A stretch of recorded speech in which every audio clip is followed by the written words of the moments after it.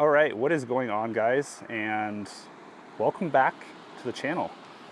It has been a very hot second since we last uploaded a video. And to be frank, life has been busy. So June 11th, my lease ended in Missoula, Montana. The place that I was supposed to move into, and still will be moving into in Whitefish, was supposed to be done middle of June, end of June, which was fine. Basically moved everything into a storage unit up in Whitefish. That worked out perfectly fine. Just some slight delays though in getting into that new place. And personally, I really want to wait for this place that's being finished because it's just going to be an awesome place to stay, an awesome place to work. It's got a garage that can fit the truck, which is like mandatory at this point. So just a lot of chaotic stuff. We've had events as well. We went to the GoPro games with Mountain House, and then we also had Expo PNW over in Bend, Oregon with Onyx. So just a very crazy, hectic time. But we have redone or changed some things in the back of the truck related to power. And this is something that I've wanted to do for quite a while now, to be honest, just because with Starlink working remote for an extended period of time, I have a lot of power demands, okay? And the power stations work great. They're awesome. The Anchor was incredible. It was still an awesome power station. No issues with that. I just needed more power, guys, and I wanted something that was permanent also in the back of the truck, okay? So we added 200 amp hours of heated lithium batteries from Power Queen. We also changed the Starlink, so it is a true 12 volt DC conversion. Traditional Starlink is actually an AC power, so it's a little bit less efficient. This 12 volt DC from Starlink is incredible thus far. It's awesome, and we're using Victron electronics as well in the back of the truck now. And it's just, after testing this system now for about, it's probably been about 3 weeks now, it's been fantastic. Everything in the back of the truck, including the refrigerator in the back seat, is now connected off of these 200 amp hours of lithium. And we have 200 amp hour or 200 watts of solar up on the roof as well.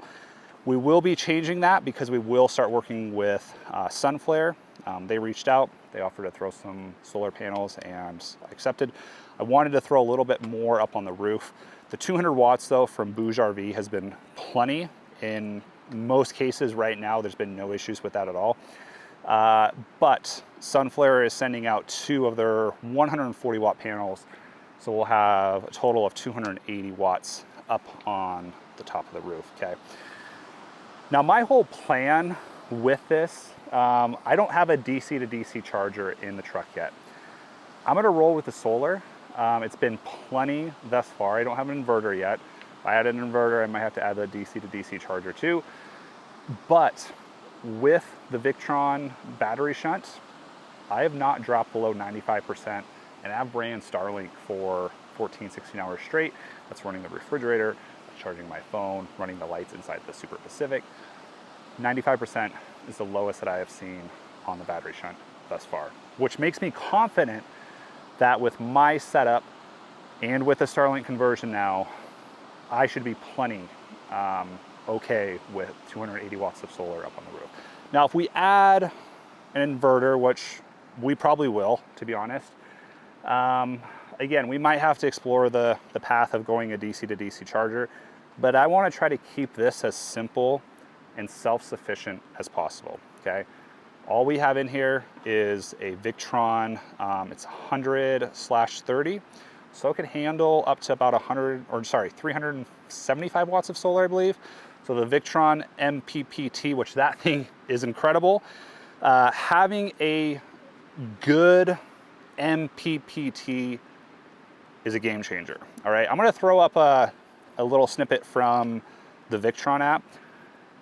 I have seen a peak power like input from just the two 100 watt panels on the top of about 227 watts, I think, which is absolutely nutty.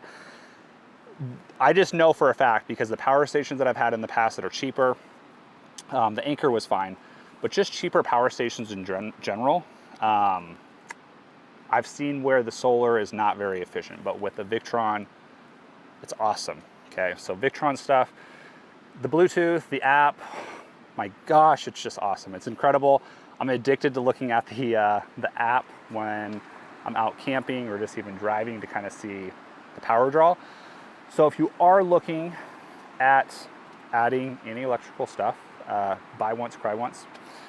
Just buy Victron. You can usually find some pretty good deals on Amazon. I bought all that stuff myself. They did not provide any of the MPPT, the battery shunt.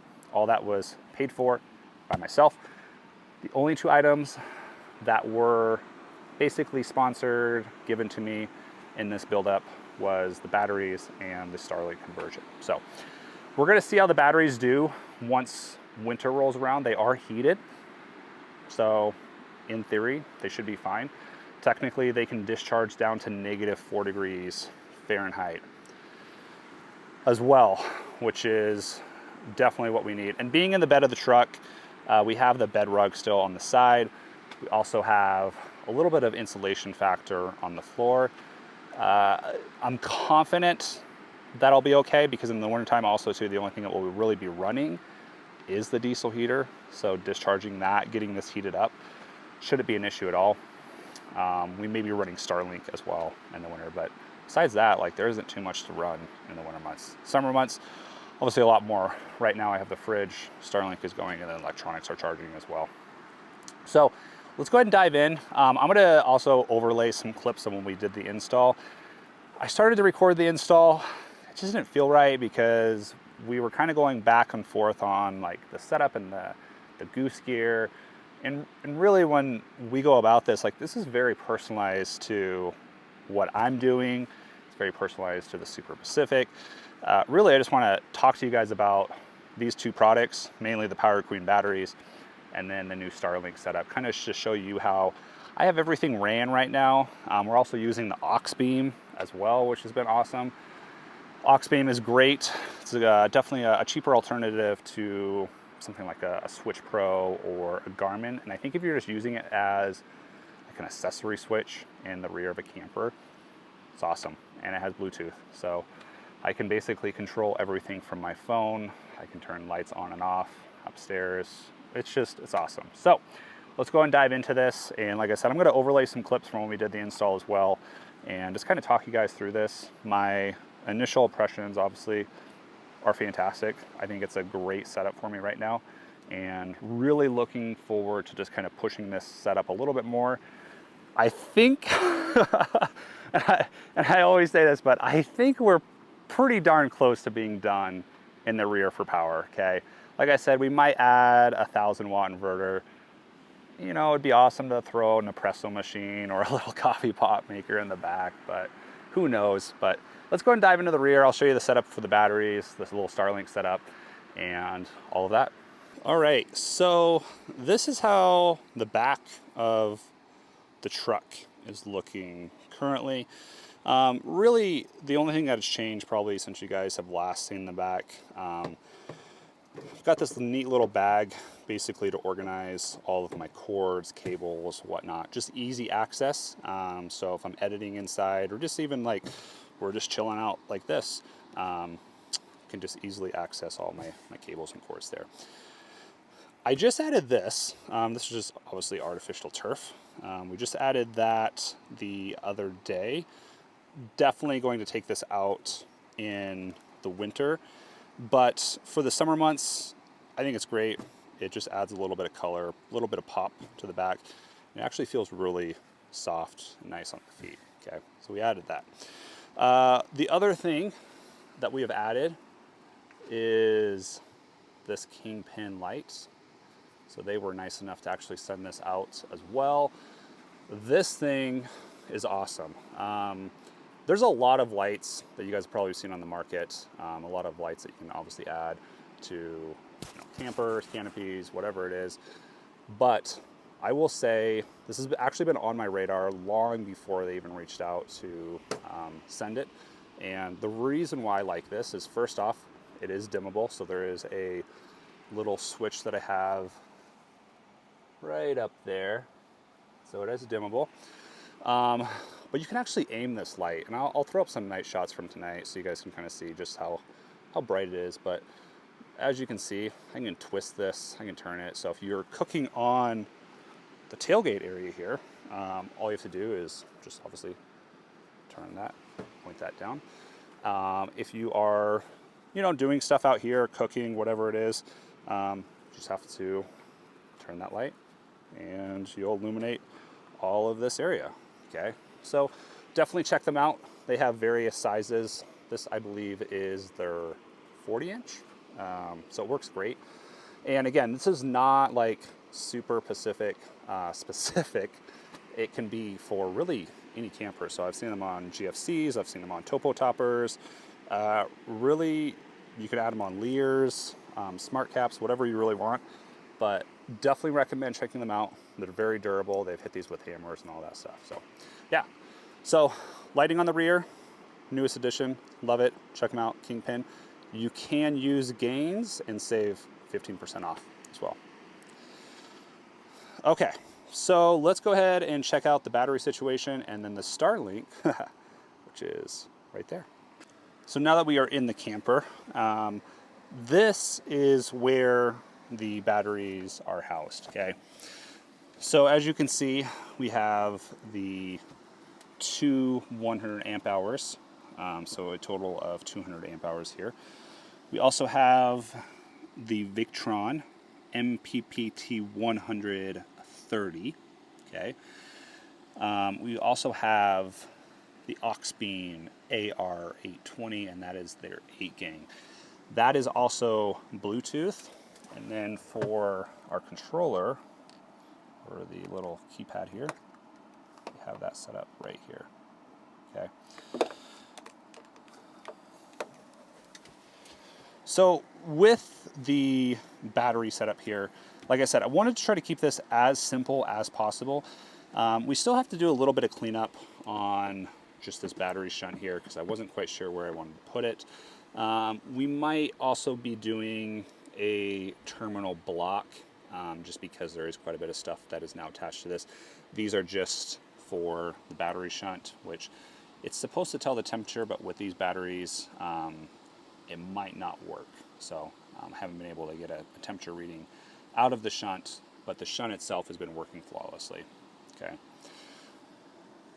How we did this in order to secure these two batteries to the goose gear is these are just two straps that I got over at Ace. They are the Night Easy, I believe they're called. And then we just have, which you can't see just because they're so far down there, is two loopholes basically to run these straps through. And these Power Queen batteries actually work really well because they do have this spot where you can kind of run that strap through, secure it, tie it down, and then we just stuck a piece of foam in between here to prevent the batteries from rubbing into each other or basically moving or shifting around. But these things are in here. Not really worried about them moving too much, to be honest. And yeah, they've been solid. So this is now basically considered the battery box. I cannot fit any more in here, so we're pretty much maxed out at 200 amp hours unless, you know, if some reason down the road there was another battery that I had to swap these out for. But in my testing thus far, they've been incredible.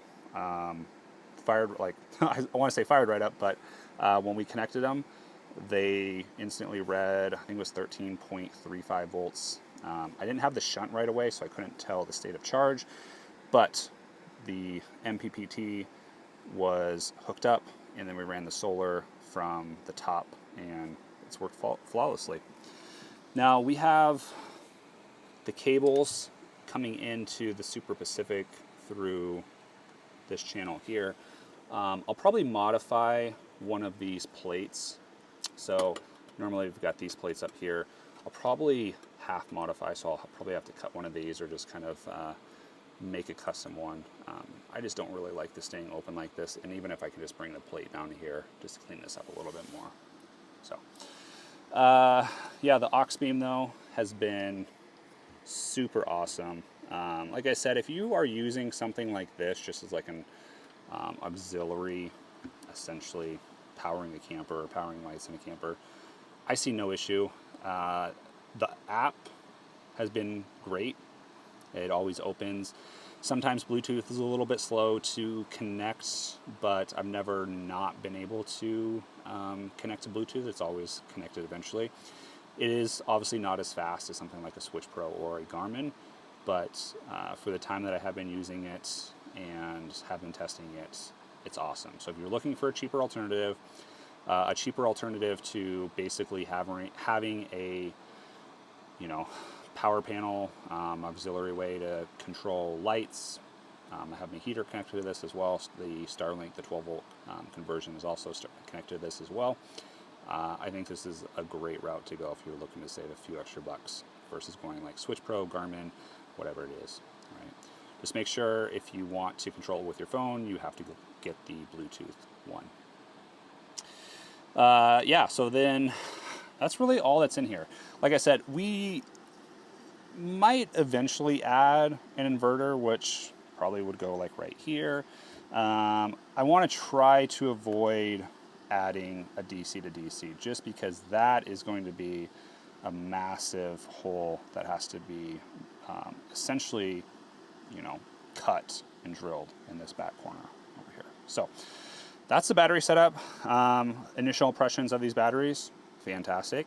They work great. No issues with that. The Victron stuff is incredible. I was running Red Arc in the front, which I really didn't like that much. The app, the readout, everything just about Victron has been incredible thus far. So, all right, so now on to the Xtar-Link. This is the DC conversion for Starlink V2. They do make a conversion for Gen 3. Supposedly, I've heard it works just fine. I can't speak on it. I can only speak on this Gen 2 one that they sent out. And I will always be 100% honest with you guys if I'm super dissatisfied with a product. But this is a true plug and play. One thing that I was very concerned about before getting this is that I was going to cut my cable, which I really did not want to cut at all, okay? So as you can see, plug and play right into this part right there. We have the router plug-in, we have the power, and then they did send out this small little router for me as well. I don't think this comes with it, at least last time I checked on the website, but they were kind enough to actually just include that. But you can get a really cheap router like this on Amazon. I think as low as 20 or 30 bucks. So it's really not that bad. Now, in terms of power draw, it's definitely a lot lower than the traditional big AC Starlink router, okay? You know, and to determine like if it's worth it to do something like this, it really depends on how much you're going to be using Starlink. And then also if you have the power, okay? If saving power is worth it to you, then probably doing a conversion like this is definitely going to be something you might want to actually invest in more, okay? At the time of recording this video, I believe this kit was $199 on their website. You can also use GAINZ, and I believe you will save some. I'll also have a link for this down below. But so far, it's been fantastic. Again, the biggest thing for me is I did not want to cut my cable. I wanted a true plug and play kit, which this is. And with their power supply, they also include a DC plug, which is basically a cigarette port plug. But I have mine ran down and into the Auxbeam, okay? So I can just use my phone, turn it on with my phone, turn it off with my phone, whatever I want to. And it's really, honestly, super easy to control. But with the Super Pacific Moly panel as well, everything just went on flawlessly. So super stoked. My only observations, and this is something that I'm going to have to really, honestly, probably test out a little bit more, is speeds. So I think in my initial like testing, and again, this is coming from Montana, so I've never really had super fast speeds out here. My first experience with like 150 megabits, like not upload, but download, was when I went down to Utah. Okay, the fastest speeds that I have seen with Starlink has been in Utah. All right, up here, even when I had just the traditional bigger Starlink router, I never saw anything really over 100 megabits per second for download. I was constantly in a range of like maybe 30 to 75, and I would say the average is anywhere between like 45 and 50, depending obviously on tree coverage, where I'm at, if there's any obstructions, etc., stuff like that. With this, I've maybe seen a slight decrease in speeds, but nothing that has caused issues. Like, I'm still able to stream videos, I'm still able to, work just fine. Google Meetings, etc., stuff like that are still held flawlessly. It could be the router, is my speculation. Maybe if you do a better router, maybe it's going to, obviously increase speeds. I can't speak on that for sure. But just something that I have observed is maybe speeds are a little bit slower than using the big traditional router too. Okay. Also, you have to think about it. That is powered via AC, and this is now DC. Could play a role in that. So again, just observations, but power draw is definitely a lot less. Using the Victron battery shunt and running that Starlink for I've ran it probably now 16 hours. And I think the max draw that I've seen, and that's again powering the fridge. I can't like turn off the fridge just to get the power draw on the Starlink. But the most amp hours that I've seen drawn from the batteries in that time period is about 15 amp hours, 15, 16 amp hours. So it's really, really efficient when you start thinking about it. Between powering the fridge and then Starlink, I think I've seen maybe, for wattage on just the Starlink, because I was kind of curious to see how much it was pulling, and I've seen like maybe 30 watts, which is pretty good. Normally what I was seeing before was about 50 to 55 watts with the AC conversion. So that's on par with what I basically have seen also online, is you'll save roughly about 30%, 25 to 30% overall power by switching to the DC conversion for Starlink. So again, see if it's worth it. You definitely do save a lot of extra power. So if you're running this off of a portable power station, you're kind of limited on the overall power that you have. I would say definitely look at getting into a DC conversion. Again, you can put this all into a little Pelican box if you wanted to, so it's super portable. And then it also comes with that cigarette port or the DC plug-in. So if you're using a power station, you could also do that as well. All right, and the solar up on the roof. So I just want to cover it as it sits right now. Those are the Bouge RV 100 watt panels. We have two of them. And if you recall from previous videos, we had one of those 100 watt panels actually going down into the engine bay, because I do have a dual AGM battery setup that is using a Red Arc DC to DC charger in there. So that will also charge off of the alternator. And then we also had one of the other panels running into the Super Pacific to charge portable power station during the day. Okay. When I installed the 200 amp hours of lithium battery, I basically connected those solar panels and ran them both towards those batteries, because essentially when we installed the 200 amp hours of lithium, everything that I would need essentially during the day was connected to those batteries. So the refrigerator used to be connected to the dual battery underneath the hood. I moved that to the 200 amp hours of lithium in the rear. The only thing that's really connected to those AGM, or to the AGM that is underneath the hood now, is essentially just my lights for the truck. So my rock lights, everything on basically the truck, the diode lights, all that stuff is connected to the AGM now. And then just a dash cam. That's it, okay? So everything has been isolated to the lithium batteries that are now sitting in the rear here, which is great. I don't have to worry about the battery dying on the truck. I had solar on the truck before, obviously that was charging the dual battery that was underneath the hood. So I really didn't have to worry all that much, to be honest, and it worked really well. But now the real test, and this is where we have a follow-up video once winter hits and we get back to winter camping, is will these batteries hold up to the Montana winter in the cold?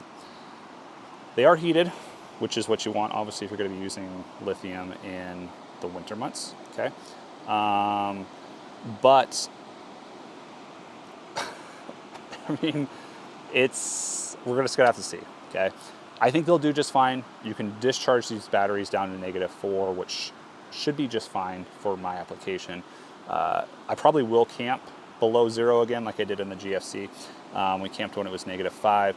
And in theory, so it should be a little bit warmer inside the bed of the truck because we do have the bed rug. So it's going to provide a little bit of insulation factor on there. And once we get the heater going inside the back of the truck, in theory, it should also heat those batteries up, so they should be fine.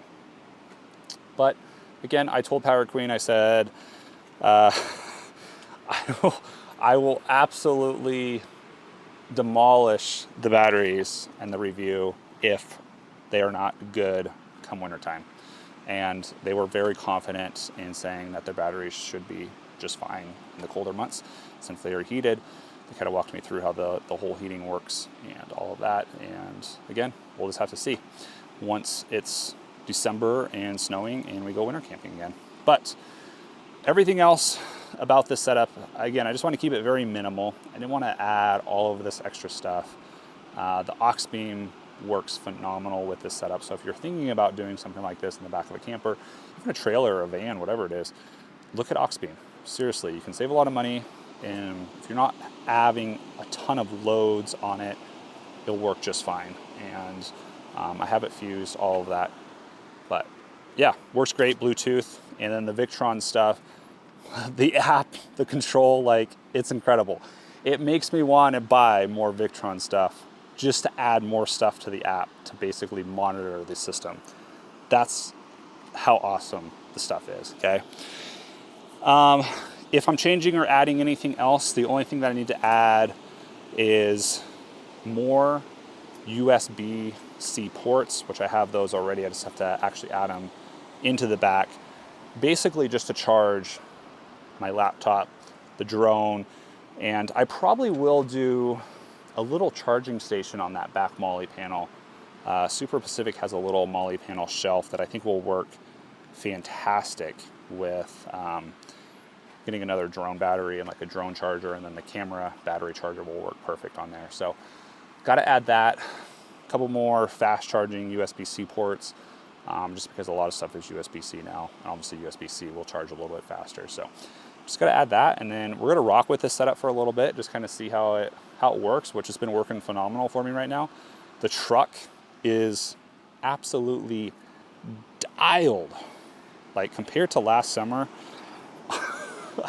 it's incredible. And I've spent over 50 nights in the Super Pacific this year, which will warrant the same video that I made for the GFC, my thoughts after 50 nights, which they're great. It's incredible. It's probably the most comfortable, obviously, camper that I've slept in. And just everything about the Super Pacific has been incredible. I've camped in really bad weather. I've camped in Utah. It's summertime in Montana right now, and the camper just works. It's awesome. So we'll be doing that video very soon. Road to maybe 100 nights this year. I don't know, guys, but I know for sure we'll break what we did in the GFC last year, which was 75 nights, a little over, or 76, 77 nights. We'll definitely break that. We're well on track for that number for sure, because we hit 50 nights in the GFC, I think, right around September of last year, and it's middle of July right now. But yeah, guys, if you have any questions on the new power setup. If you have any questions on Starlink, if you have any questions on anything about the rear, the setup of the camper, let me know. Drop a comment down below. I'll be more than happy to answer it. And you know, a lot of people may ask or like see this setup and they may think like, oh, I gotta have all that stuff to get out and camp. No, you don't. Okay. This has been a continuous process, and I spend a lot of time in my truck. I'm in the truck a lot. I'm camping a lot. So having all of this stuff just makes it a little bit easier for me. It makes it a little bit more enjoyable. Okay. My first setup that I started with was literally a bed rack, a rooftop tent, and I had everything in 2 bins from Costco. That was it. Okay. Now, obviously it's grown a lot more, but I just want to make sure that you guys, like, the most important thing is just getting out there, getting out, exploring, you know, getting your feet wet, figuring out what you need, what you don't need. And that's what it's all about. Okay. So as always, leave a like, leave a comment if you guys have anything to say, any questions, and subscribe for more videos, which we'll be having some more coming out. And with that being said, catch you guys in the next one. You can get my